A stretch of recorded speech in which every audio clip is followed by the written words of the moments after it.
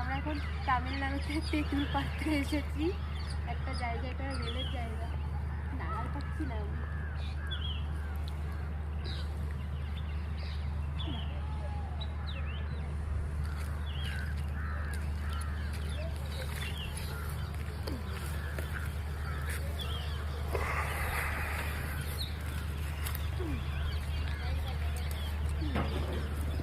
পেরে নিয়েছি কতগুলো।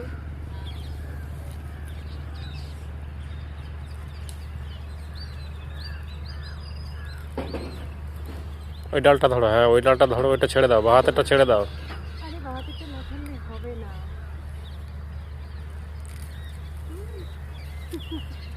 পারছি না। পাতা টাতা পড়ে গেছে।